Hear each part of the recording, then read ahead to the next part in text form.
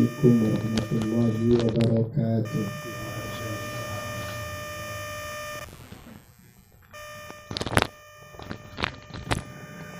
Innal hamdalillah nahmaduhu wa nasta'inuhu wa nastaghfiruh wa na'udzu billahi min syururi anfusina wa min sayyiati a'malina. May yahdihillahu fala mudhillalah wa may yudlil fala hadiyalah. Wa ashhadu an la ilaha illallah wahdahu la syarikalah wa ashhadu anna Muhammadan abduhu wa rasuluh sallallahu alaihi wa ala alihi wa sahbihi wa man tabi'ahum bi ihsanin ila yaumiddin. Allahumma amma ba'du. Allahumma faqihna fid din. Allahumma inna nas'aluka ilman nafi'ah wa rizqan thayyibah wa amalan mutaqabbalah. Allahumma inna na'udzubika min ilmin la yanfa' wa min qalbin la yakhsha wa min nafsin la tashba' wa min da'watin la yustajabu laha. Alhamdulillah, pada malam yang berbahagia ini, yaitu malam Ahad tanggal 10 bulan Jumada al-Ula tahun 1444 Hijriah, dengan izin Allah Ta'ala kita melanjutkan kembali kajian kitab Al-Aqidah Al-Wasithiyah yang ditulis Syekhul Islam Ibnu Taimiyah rahimahullahu ta'ala rahmatan wasi'ah. Pada malam ini kita mulai kajian dengan membacakan firman Allah surat Taha ayat 39. Allah Ta'ala berfirman, wa alqaitu alaika mahabbatan minni walitusna'a ala aini. Dan aku meletakkan atasmu kecintaan dariku, dan supaya kamu dirawat ala aini, di bawah pengawasan kedua mataku. Allah Ta'ala berfirman tentang kisah Nabi Musa alaihissalam yang masih bayi. Wa alqaitu alaika mahabbatan minni. Dan aku meletakkan pada dirimu kecintaan dariku. Artinya, setiap orang yang melihat Nabi Musa alaihissalam di saat masih kecil, maka orang tersebut langsung mencintai Nabi Musa, terutama istrinya Fir'aun.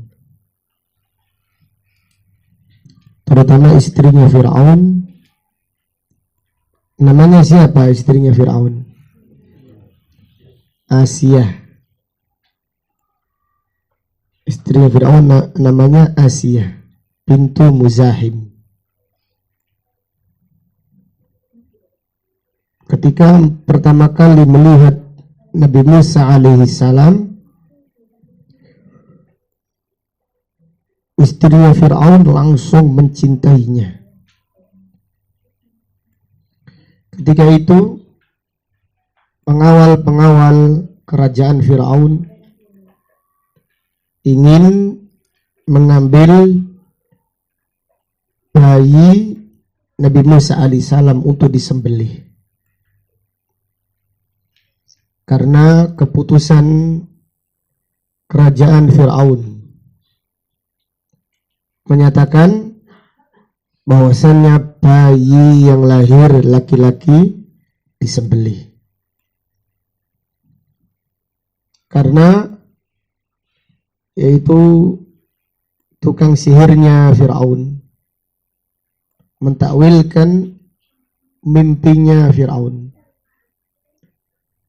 bahwasannya tukang sihirnya Fir'aun mentakwilkan mimpi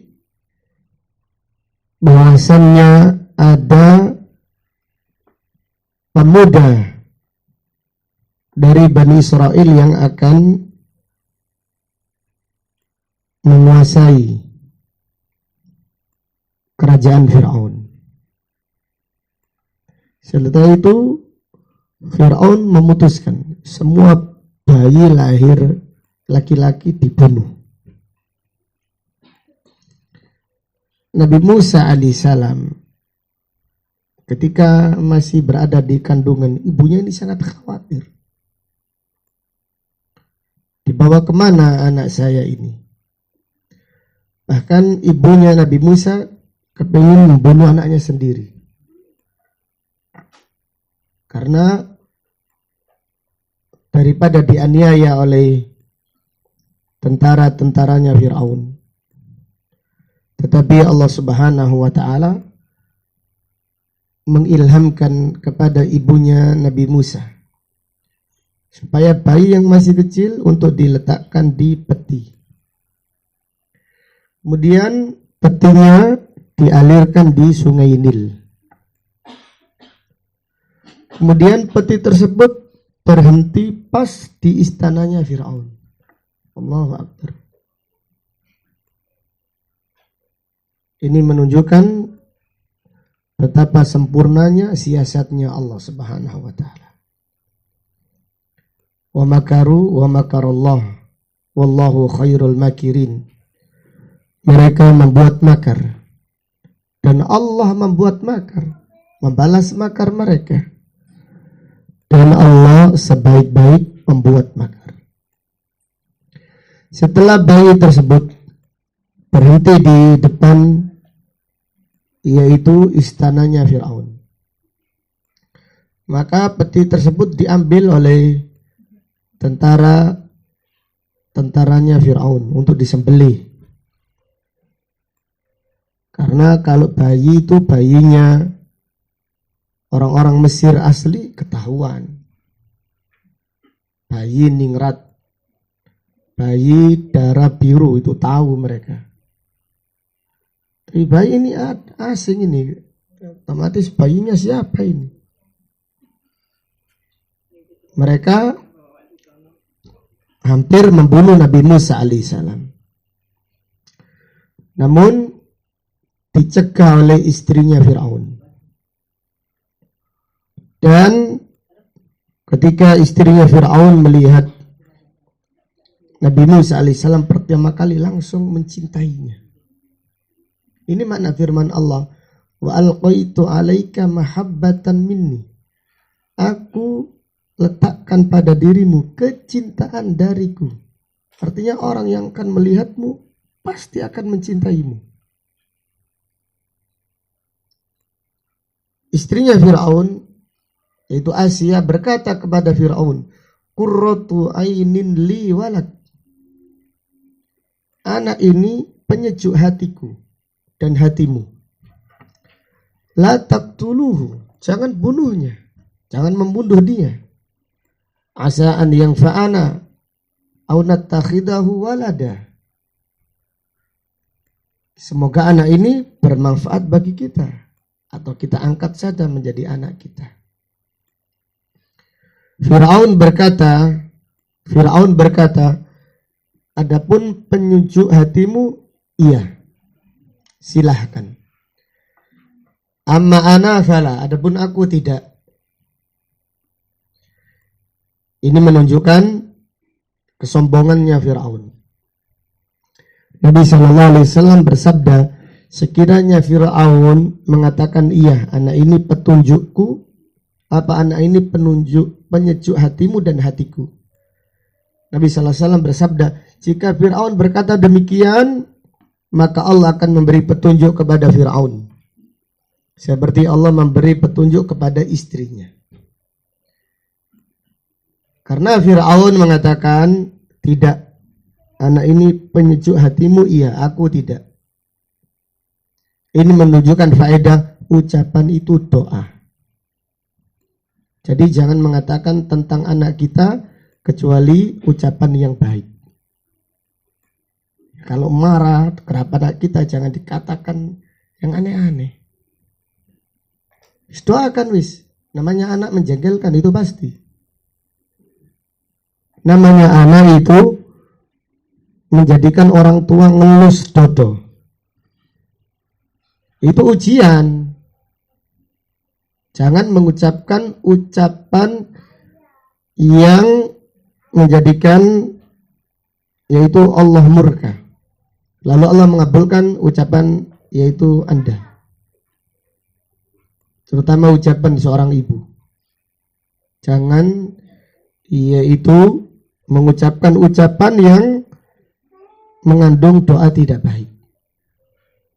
Anak boleh nakal,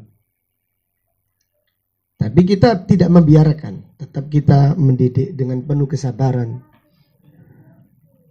Ucapkan ucapan yang baik. Oh, Masya Allah, anak saya insya Allah jadi anak yang soleh, yang soleha. Anak saya akan menjadi anak yang berbakti, anak yang berjuang, anak yang bermanfaat. Jangan putus asa, jangan menyerah. Kalau orang tua itu menyerah, ya sudah, selesai, sudah. Berhenti perjuangannya. Ada kisah tambahan. Abdurrahman bin Sudais Imam Masjidil Haram ketika masih kecil itu bowling. Apa bahasa Surabaya? Dua plek wis kah? Betik wis.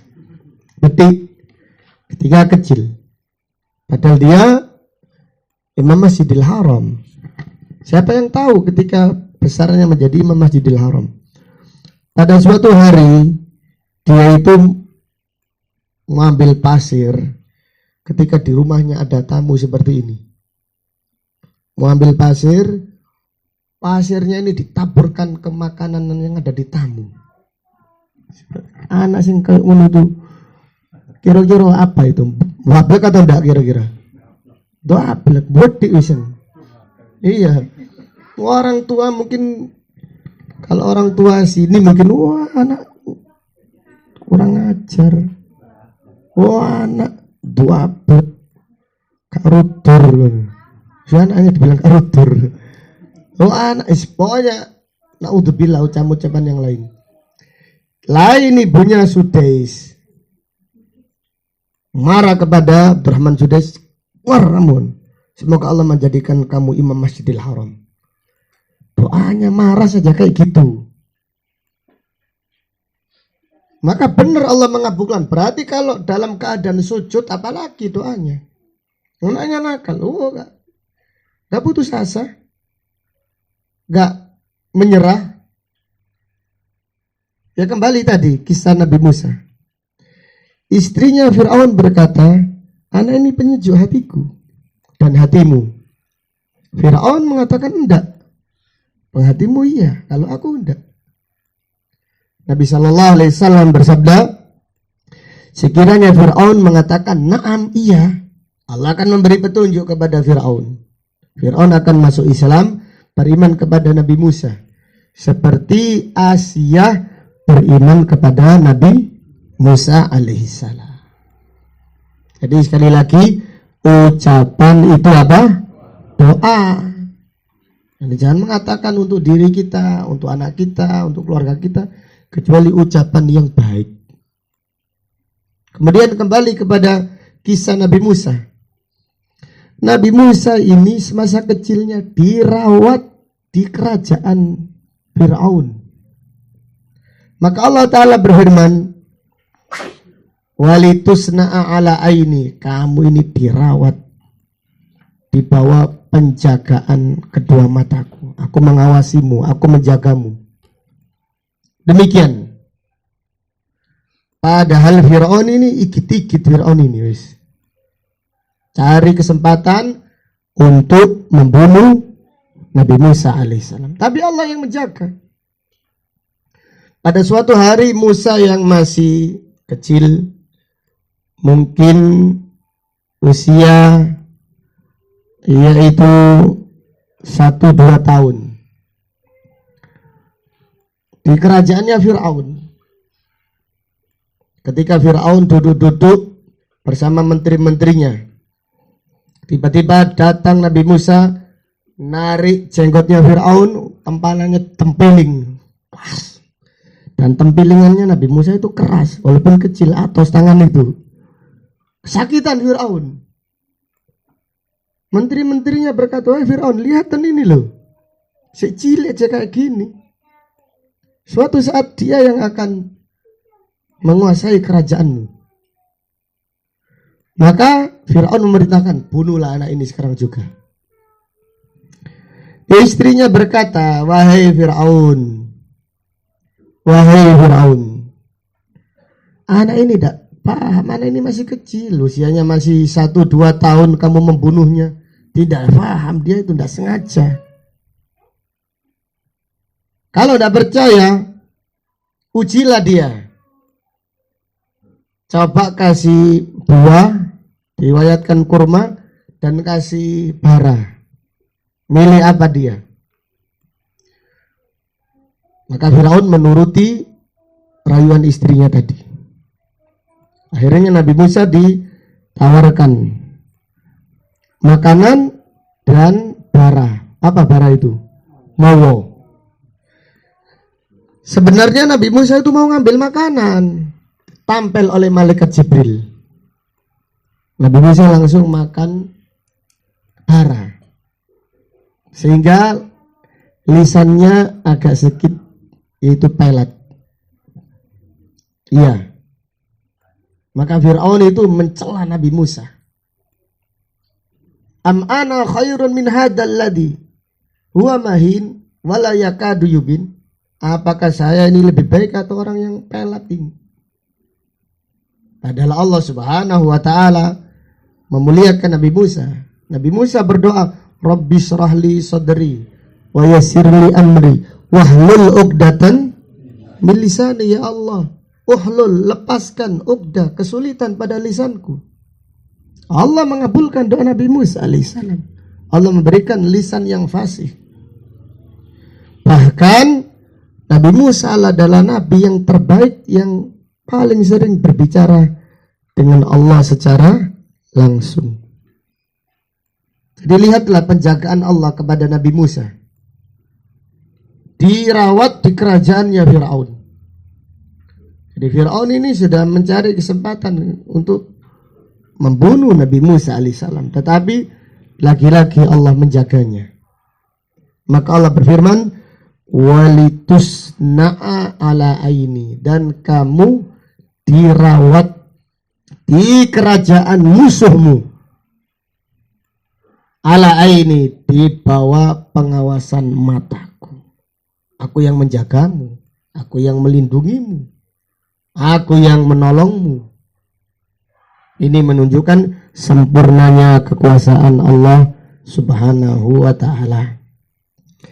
Dari ayat ini terdapat beberapa pelajaran yang bisa diambil. Yang pertama, mengimani sifat mata untuk Allah.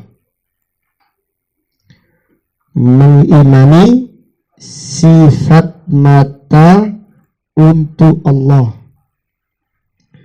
sesuai dengan kebesarannya dan keagungannya. Dan sifat Allah tidak sama dengan sifatnya apa? Makhluk. Ini harus kita imani. Ini perkara yang penting. Perkara akidah adalah perkara yang penting, perkara yang agung, jangan diremehkan. Kemudian pelajaran berikutnya, Allah sebaik-baik pembuat makar. Allah sebaik-baik pembuat makar. Jadi lihatlah bagaimana sempurnanya makar Allah Subhanahu wa taala untuk yaitu menenggelamkan Firaun. Jadi bayi yang dirawat di istananya Firaun nanti pada akhirnya dialah yang ada di tangannya menjadi penyebab yaitu binasanya Firaun dan kerajaannya. Kemudian pelajaran berikutnya. Fihi al-insanu muwakkalun bi maqalatihi. Seseorang itu dikabulkan sesuai dengan ucapannya. Seseorang akan dikabulkan sesuai dengan ucapannya. Jadi apabila demikian, janganlah mengucapkan kecuali ucapan yang apa? Yang baik. Terutama tentang anak kita. Terutama tentang anak-anak kita. Kita ini sedih melihat anak yang main HP itu. Subhanallah. Bapaknya tidak main HP, ternyata anaknya.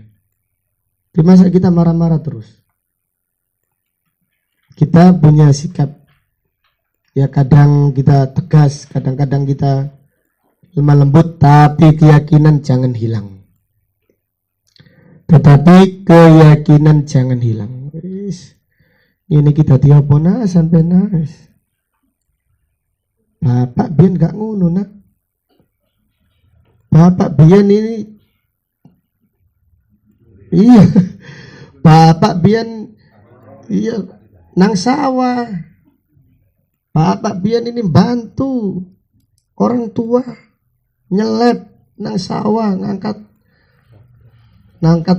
gabah. Subhanallah, silahkan, tapi jangan mengatakan yang tidak baik-baik tentang anak kita. Jadi kita mengatakan tentang kisah kita untuk motivasi anak kita, silahkan. Tapi jangan mengeluh. Jangan mengeluh seakan-akan anak kita tidak jadi apa-apa nanti. Ya kalau kita sudah mengeluh seperti itu ya selesai. Orang anak itu seperti keyakinan orang tuanya kok. Kalau orang tuanya waduh sudah putus asa ya sudah. Terus siapa yang mendoakan orang tuanya aja putus asa? Siapa yang mendoakan anaknya? Orang tua yang seharusnya yang paling banyak doanya sudah putus asa. Jadi kisah ini jadikan pelajaran. Fir'aun saja kalau sekiranya mengatakan iya, Allah akan memberi petunjuk kepadanya.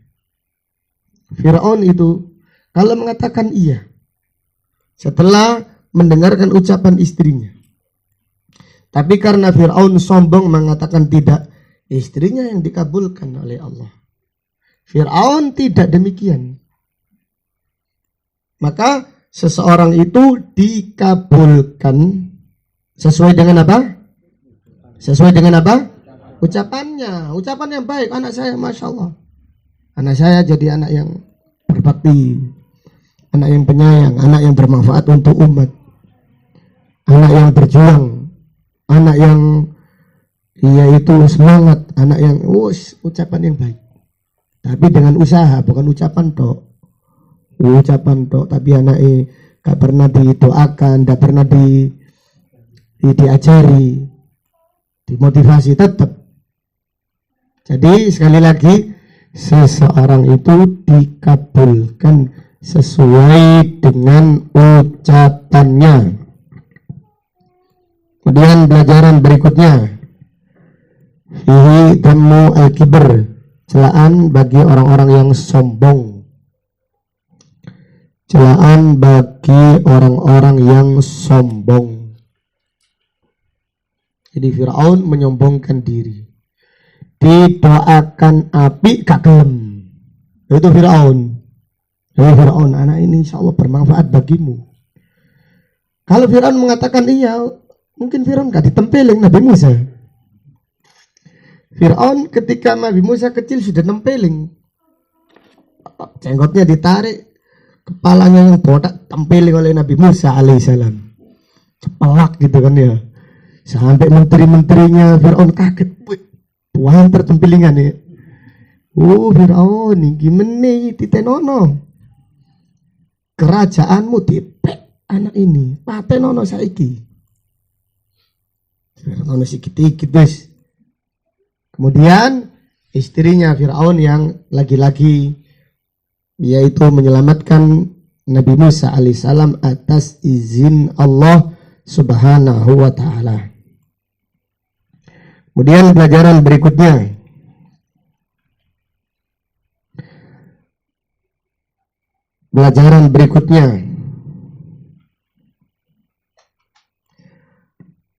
dahsyatnya rayuan wanita. Dahsyatnya rayuan apa? Wanita, rayuan istri. Ini Fir'aun orang yang kejam wis. Berdarah apa ini namanya? Darah dingin ya. Darahnya dingin nih guys. Darahnya di kulkas. Fir'aun tak kenal ampun, tapi kalau istrinya yang merayu wis gak kuat. Kutuk. Iya. Jadi laki-laki itu kalau istrinya ngomong wis kutuk wis. Iya. Kutuk wis ada laki-laki. Cok ngono po mas. Makanya kita harus waspada ini ucapan istri ini. Wah ini pengaruh ucapan istri itu. Jangankan kita, para nabi dan para rasul aja pengaruh dengan ucapan apa? Istri. Nabi Adam alaihissalam dirayu iblis gak mempan. Ketika dirayu istrinya, mas cobaan po mas, gak popo. Akhirnya kutuk juga. Iya. Maka Nabi SAW bersabda, laula Hawa, kalau bukan karena rayuan ibunda Hawa kepada Adam, dan mungkin istri itu mempengaruhi suaminya. Ma khanatil mar'atu zawjaha, walaula Bani Israel ma khanazatil lahm. Kalau bukan karena Bani Israel, daging itu tidak akan basi. Jadi seperti itu, laki-laki kuatnya kayak apa? Kalau di depan wanita, sudah kutuk sudah. Iya. Hah? Iya dah. Jadi seperti ini, Fir'aun itu kejam loh. Ini kalau nggak yang ngerayu istrinya itu, coba yang ngerayu menteri yang lain, nggak bisa. Habis sudah. Tapi Allah Subhanahu wa ta'ala yang menciptakan sebab dan musabab. Ada sebab, ada apa? Musabab. Tapi tetap kita mengambil pelajaran. Kita tetap mengambil pelajaran, rayuan wanita itu sangat dahsyat. Maka Nabi SAW bersabda, ma ra'aitu min naqisati aqlin wa dinin adhaba li rajulin hazimin min ihdakunna. Aku tidak melihat seorang yang kurang akalnya, kurang agamanya, tetapi melenyapkan pendirian laki-laki yang kuat pendiriannya. Itu wanita. Maka Allah Ta'ala berfirman tentang rayuannya wanita. Allah berfirman, inna kaidakunna adhim. Rayuan kalian wahai wanita itu dahsyat. Tentang tipu daya syaitan, Allah berfirman, inna kaida syaitani kana dha'ifa. Tipu daya syaitan itu lemah. Tapi rayuannya wanita itu sangat dahsyat. Demikian. Jadi demikian, maka hendaklah kita selalu memberi nasihat yang baik kepada istri-istri kita. Kalau jenengan, istri jenengan saja. Hendaklah kita memberi nasihat baik terus kepada istri-istri kita. Nabi sallallahu alaihi wasallam bersabda, "Istausu bin nisa'i khaira." Selalulah memberi nasihat kepada wanita dengan nasihat yang baik. Fa innahunna khuliqat min dhila'in, karena mereka itu diciptakan dari tulang rusuk yang bengkok. Fa in dahabta tuqimuhu kasartahu. Jika kamu memaksanya mereka untuk lurus, mereka akan patah. Wa in taraktahu, tapi kalau engkau menyerah, membiarkan, lam yazal a'waj, mereka akan tambah bengkok terus. Fastausu bin nisa'i khaira, maka hendaklah kita selalu memberi nasihat yang baik kepada istri kita. Jangan mengatakan, kok saya pancet aja kelakuan sampean, Dik. Ini lebih nasihati, kok saya pancet aja. Iya. Seperti itu. Jadi intinya faedah yang diambil, jadi rayuan wanita itu menghanyutkan. Rayuan wanita itu menghanyutkan. Sampai Fir'aun yang kejam, yang bengis, yang berdarah dingin, yang zalim, yang sombong, ketika istrinya mengatakan ojo dibunuh, wis bisa Fir'aun. Kalau anak itu menjadi penyujukmu, ya aku tidak. Ini menunjukkan yaitu kuatnya rayuan seorang wanita, terutama seorang apa? Istri. Wallahu ta'ala a'lam. Kemudian ayat berikutnya. Surat Al-Imran ayat 181.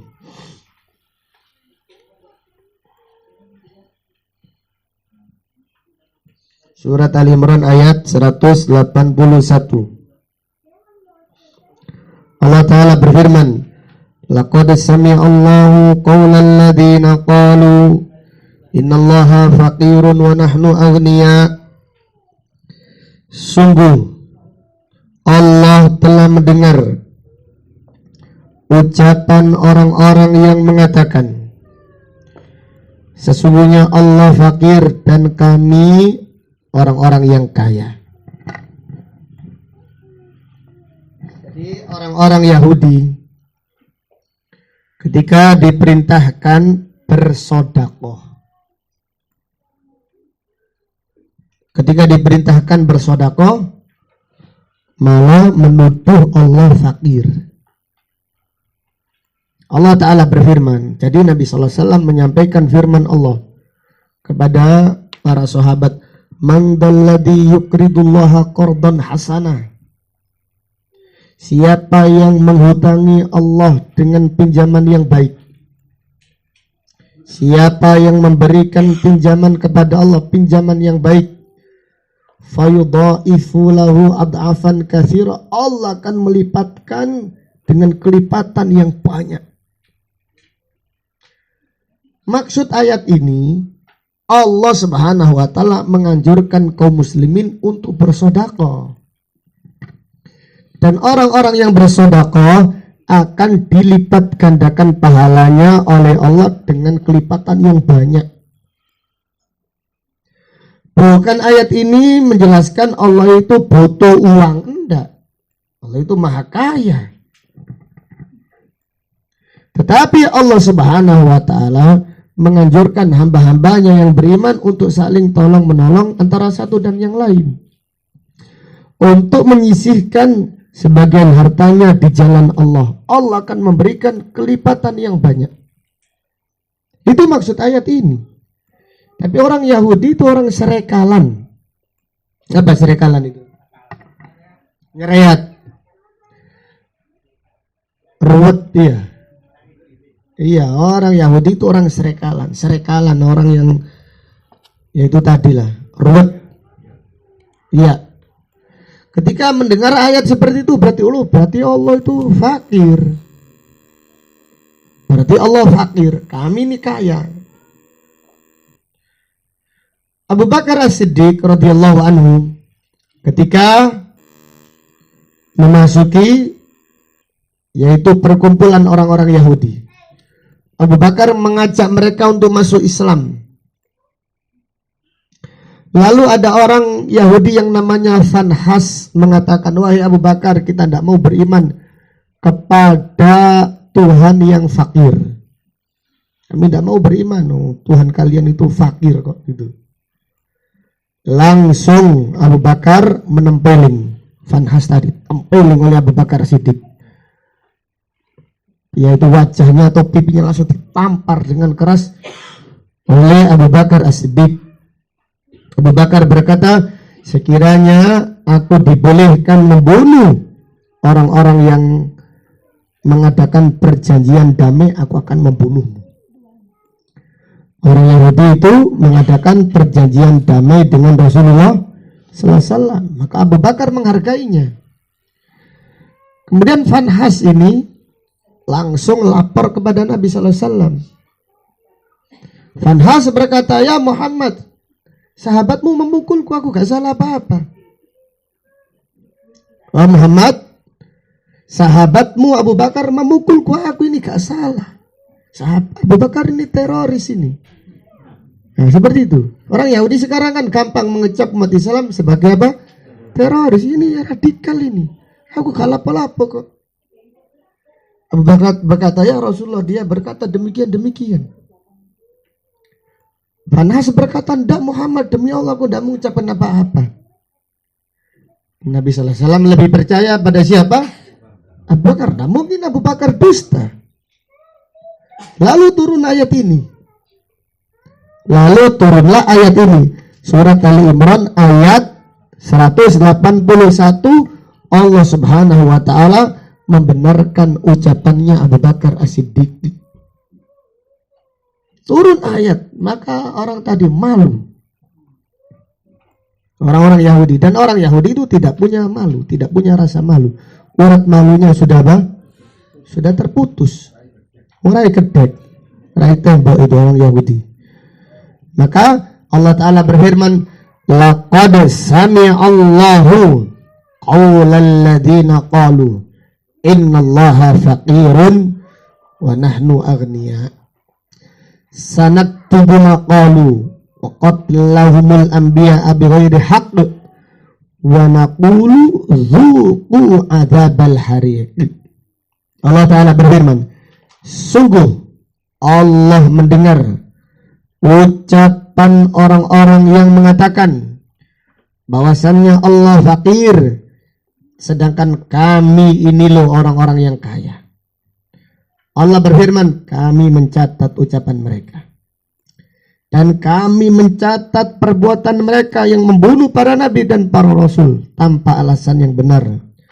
Kami akan berfirman pada hari kiamat nanti, rasakanlah siksa api neraka yang membakar kalian. Demikian yaitu sebab nuzul ayat yang mulia ini.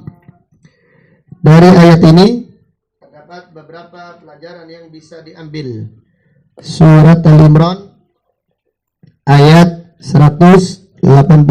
Yang pertama, mengimani sifat pendengaran untuk Allah.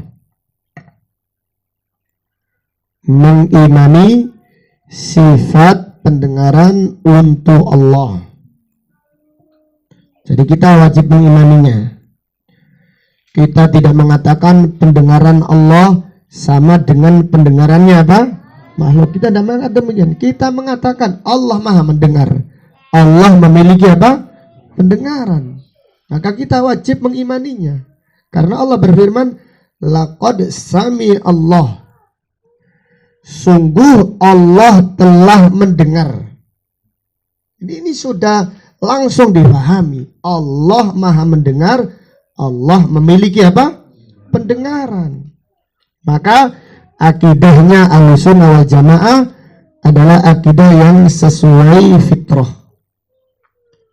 Akidah Ahlussunnah wal Jamaah adalah akidah yang sesuai dengan fitrah. Kemudian pelajaran berikutnya, Allah Maha Suci dari sifat kurang. Allah maha suci dari sifat kurang. Bagaimana subhanallah Allah dikatakan fakir?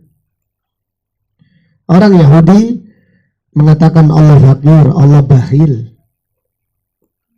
Naudzubillah. Jadi demikian orang Yahudi.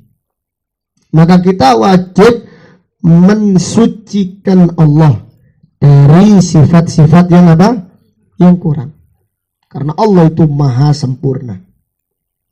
Dengan zatnya, dengan nama-namanya, dengan sifat-sifatnya, dengan perbuatan-perbuatannya. Semuanya sempurna. Dan Allah maha suci dari sifat kurang. Jadi kalau kita mengucapkan subhanallah, artinya kita mensucikan Allah dari semua sifat yang kurang.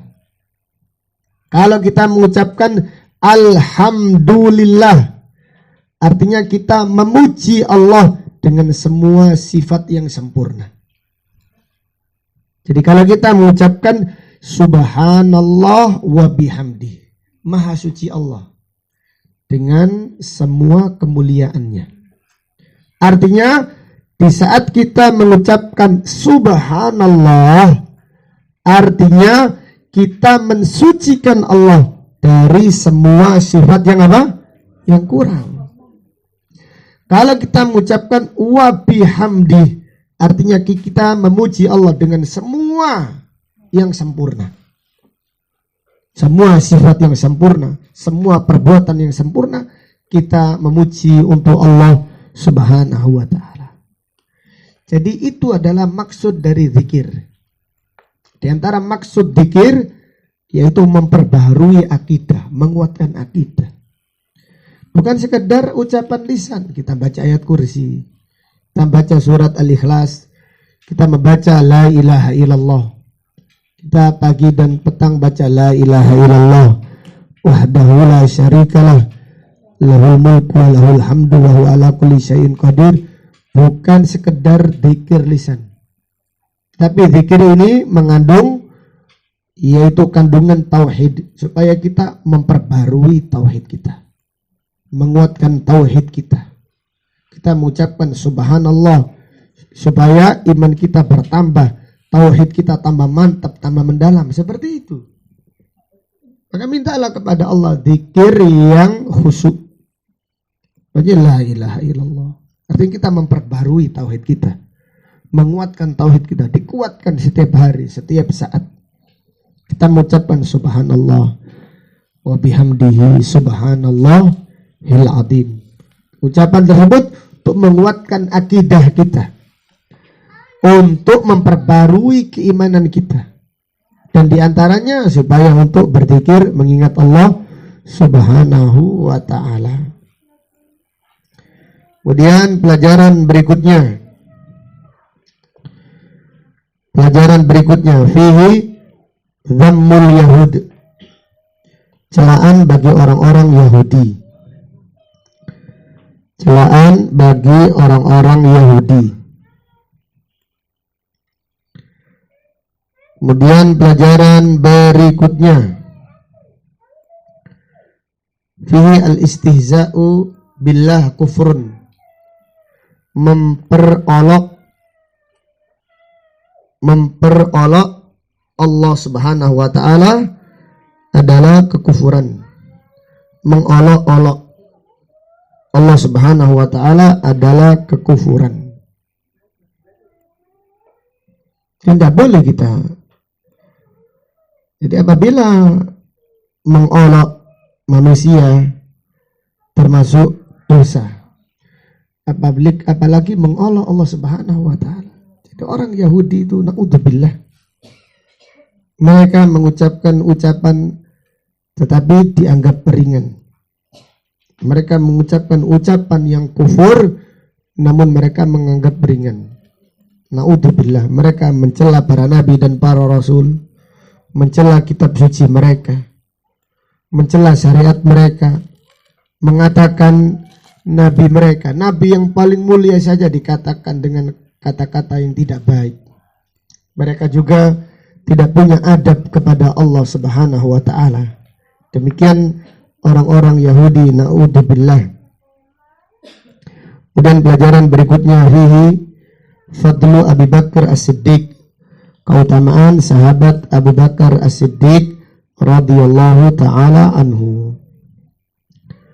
Keutamaan sahabat Abu Bakar As-Siddiq radhiyallahu anhu. Kemudian dalil berikutnya, surat Al-Mujadilah ayat 1. Surat Al-Mujadilah ayat yang nomor 1.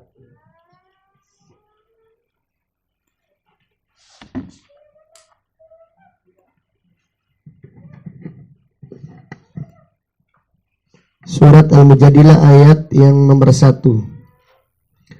Allah Ta'ala berfirman, Qad sami'allahu qawlan lati tujadiluka fi zawjiha wa tashtaki ilallah wallahu yasma'u tahawurakuma innallaha sami'un basir.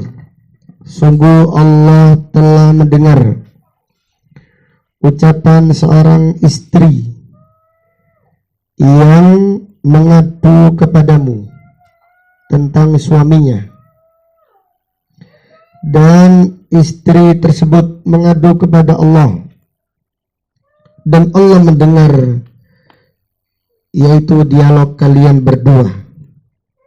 Sesungguhnya Allah maha mendengar lagi maha melihat. Ayat yang mulia ini tentang kisah sahabat wanita yang mulia yang namanya Khawlah bintu Sa'labah. Jadi wanita yang mengadu kepada Rasulullah sallallahu alaihi wasallam namanya Khawlah bintu Sa'labah. Ini wanita yang agung, yang pengaduannya didengar oleh Allah langsung dari atas langit. Yang ketujuh, yang kisah pengaduannya disebutkan dalam Al-Quran. Dan suaminya yang diadukan namanya Aus ibnu Samit. Nama suaminya Aus ibnu Samit Al-Ansari.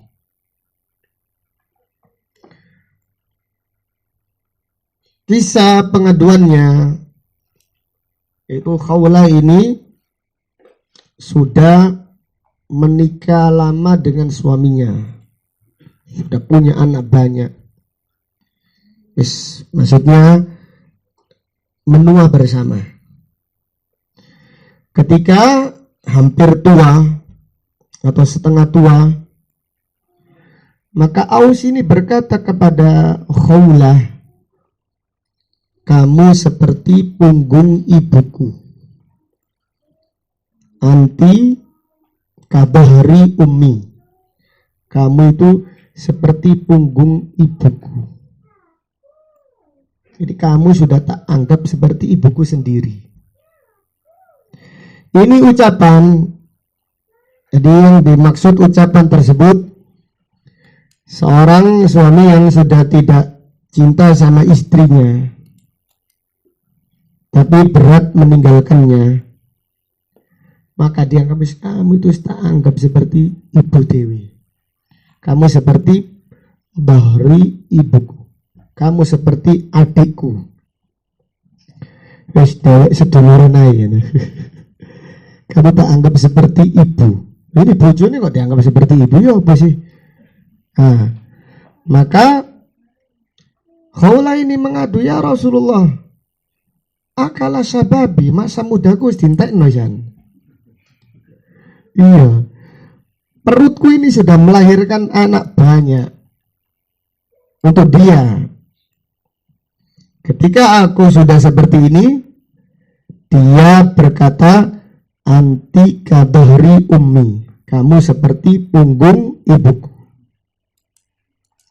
Maka turunlah ayat ini. Dan tentang masalah ini Allah Subhanahu wa taala menjelaskan tentang hukum dihar. Dihar itu seorang suami yang mengatakan kepada istrinya, kamu seperti punggung ibuku, dengan niatannya, dengan niat. Maka ini perbuatan yang mungkar. Seorang suami yang mengatakan kepada istrinya, anti kadahri ummu, kamu seperti punggung ibuku. Ini hukumnya adalah hukum dihar. Maka apabila suami mengatakan demikian, tidak boleh mengumpuli istrinya sampai dia membayar kafarah. Kafarahnya apa? 1, membebaskan budak. Kalau tidak bisa, diganti dengan berpuasa berapa bulan? 2 bulan berturut-turut.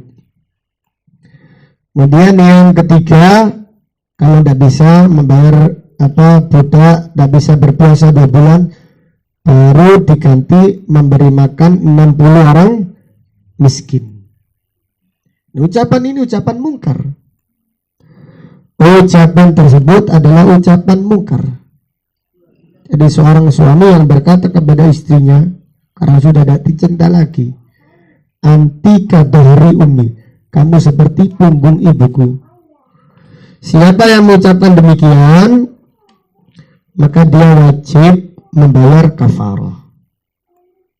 Sebelum dia berkumpul dengan istrinya, wajib membayar kafarah.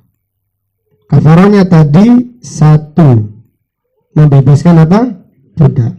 Kalau tidak bisa, berpuasa 2 bulan berturut-turut. Kalau tidak bisa, yaitu memberi makan 60 orang miskin. Lalu bagaimana dengan ucapan masyarakat kita ketika manggil istrinya dipanggil umi? Mi, ya kita kan kadang-kadang seperti itu. Bu, itu sebenarnya tidak baik. Jadi kita manggil istri ya jangan ibu, manggil istri ya panggil yang gitu ya kan ya. Iya. Hah?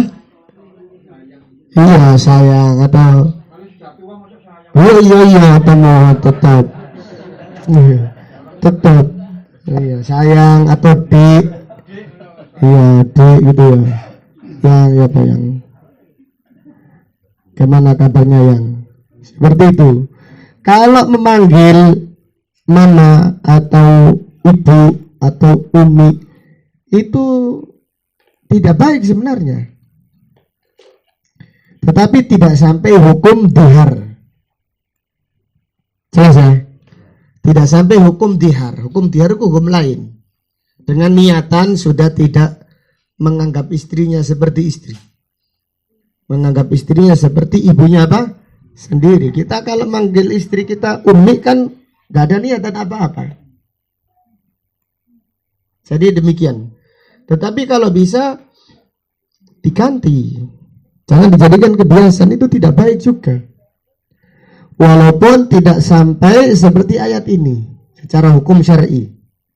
Seorang suami yang memanggil istrinya dengan panggilan ibu atau umi, atau istri memanggil suaminya di apa atau yang lainnya, itu tidak sampai hukum ini. Tetapi itu adalah perbuatan yang tidak baik.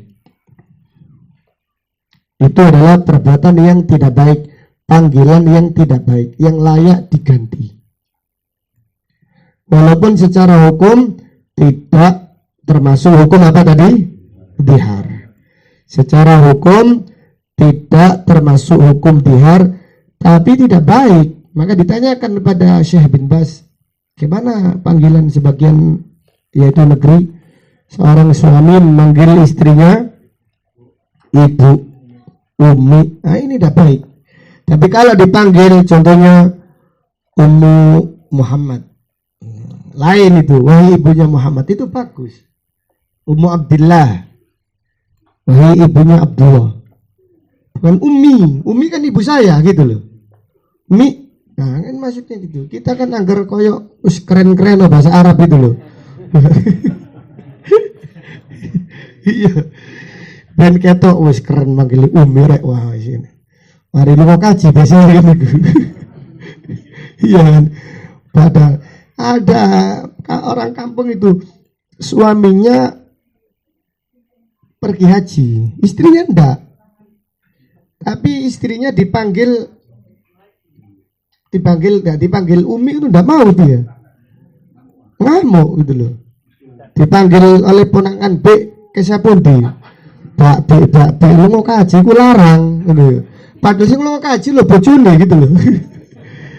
Maunya dipanggil apa? Umi. Ya. Itu sebenarnya enggak bagus.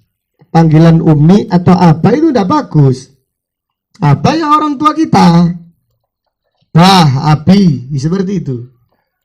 Jadi manggil orang lain, panggil namanya. Panggil, kalau punya julukan panggil julukan, kalau Bapak Fulan, Pak Fulan, gitu kan ya. Tetapi kalau kita memanggil istri kita Umi, nah ini seakan-akan itu ibu kita. Tetapi tidak sampai hukum dihar karena kita tidak ada apa? Tidak ada niatan. Tapi kalau sahabat ini ada niatan, wis kamu anggap ibu dewe wis. Maksudnya seperti itu. Ya tidak dicerai, ya tidak dijadikan istri. Dianggap seperti apa? Ibu sendiri. Ini namanya dihar. Dihar itu tidak boleh di dalam Islam. Dan dihar sesuai niat. Kalau niatnya cerai, jatuh cerai. Kalau niatnya tidak cerai, jatuhnya dihar. Dan kalau jatuhnya dihar harus dibatalkan. Dibatalkan sesuai dengan kafarahnya tadi. Wajib membebaskan apa? Budak. Atau apa tadi? Berpuasa 2 bulan berturut-turut. Yang ketiga, yang kalau tidak bisa ya, memberi makan berapa? 60 orang miskin. Ini adalah 60. Iya, 60 2 bulan kan 60. Iya. 60 orang miskin. Iya, tapi kalau niatnya cerai, jatuh cerai. Jadi orang mengatakan pada istrinya, kamu seperti istriku. Kamu seperti apa? Ibuku. Tapi niatnya cerai, jatuh cerai. Tapi kalau niatnya tidak cerai, jatuhnya apa? Dihar. Dan dihar wajib dibatalkan tadi. Wallahu ta'ala a'lam. Dari ayat ini terdapat pelajaran mengimani sifat pendengaran Allah. Mengimani sifat pendengaran untuk Allah. Kemudian pelajaran berikutnya,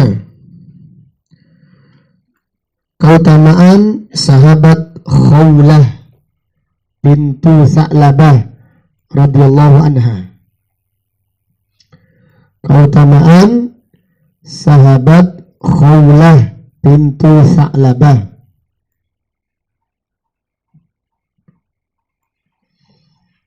Kemudian pelajaran berikutnya, zihar termasuk ucapan yang mungkar.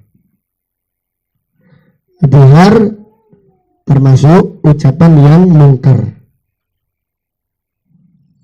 Jadi zihar sebagaimana yang dijelaskan. Orang Arab kalau sudah tidak senang sama istrinya, harus dikatakan kamu seperti ibuku atau kamu seperti saudariku.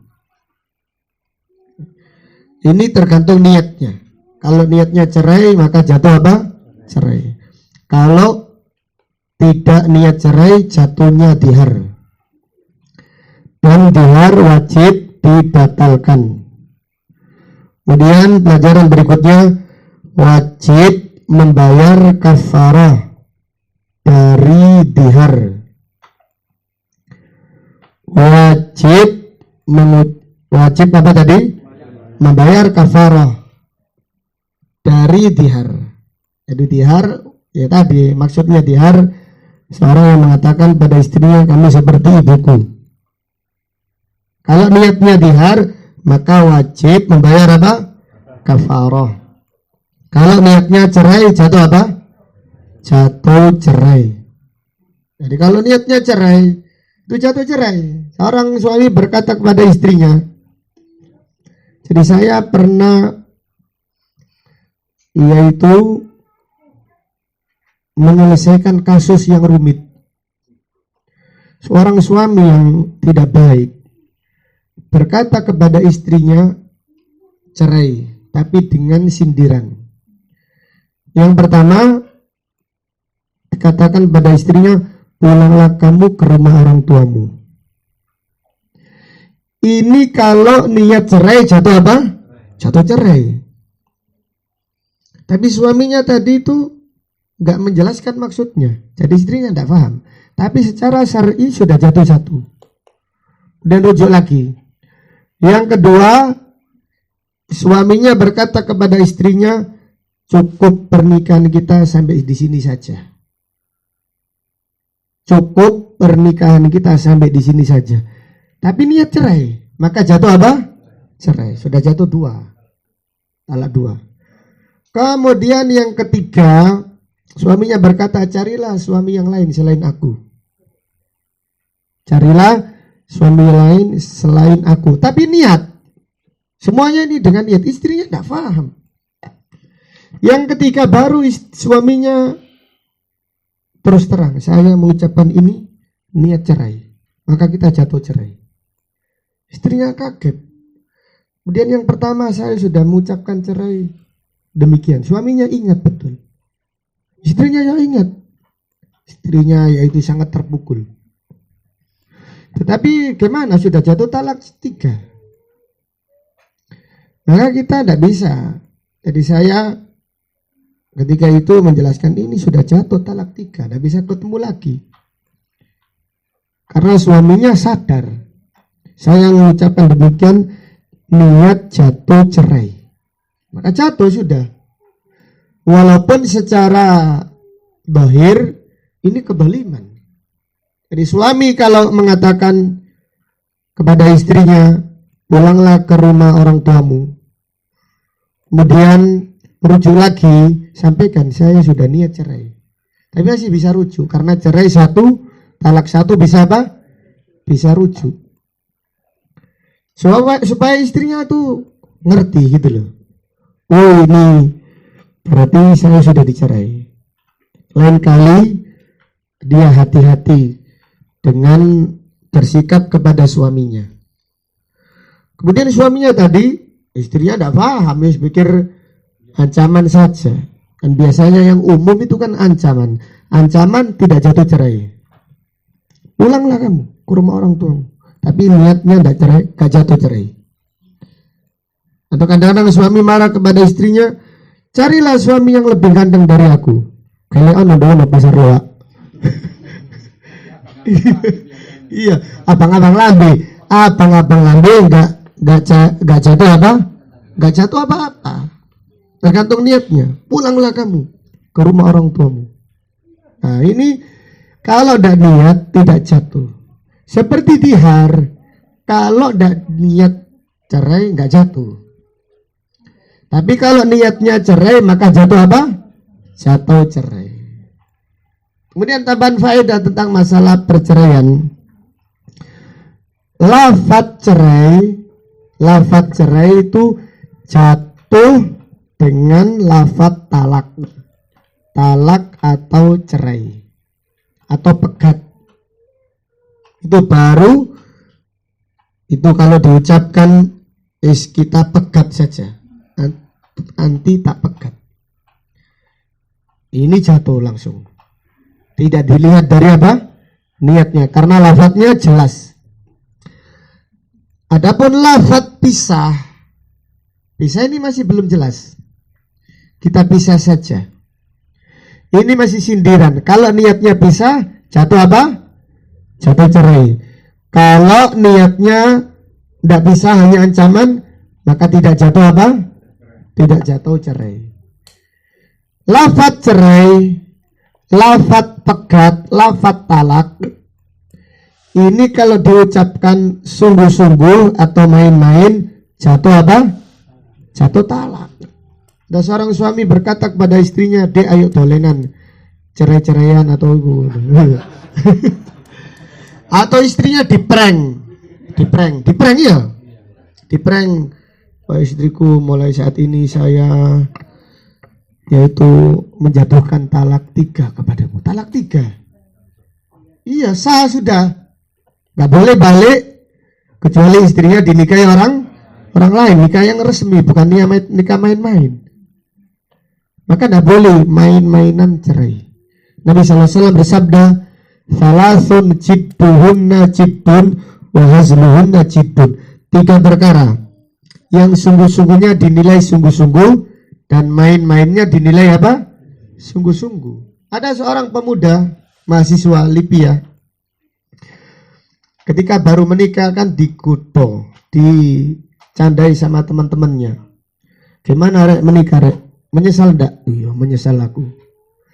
Kok kenapa enggak dulu-dulu? Biasanya kan gitu. Biasanya guyonannya gitu.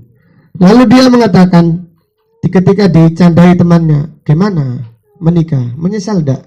Iya, menyesal. Istri saya sudah tak cerai. Parah tuh. Setelah itu diingatkan, "Subhanallah, kamu mengucapkan itu bener." Luar astagfirullahaladzim. Jatuh 1. Padahal niatnya apa? Guyonan. Dia niatnya guyonan. Iya, saya menyesal loh. Akhirnya istri saya tak cerai sudah. Loh, guyonan dia ini. Maka jatuh apa? 1. Karena lafaz cerai itu lafaz jelas. Jadi lafaz jelas dihitung para ulama 1 talak. Kemudian cerai bahasa Indonesia, kemudian bahasa Jawa apa? Pegat. Adapun pisah, pulanglah ke rumah orang tuamu, apa? Buyar saja kita. Ini masih tidak jelas. Kalau niatnya cerai, jatuh cerai. Kalau niatnya tidak cerai, tidak jatuh apa? Tidak jatuh cerai. Wallahu ta'ala a'lam. Sampai di sini pengajian kita pada malam ini. Insya Allah akan kita lanjutkan pada pengajian yang akan datang.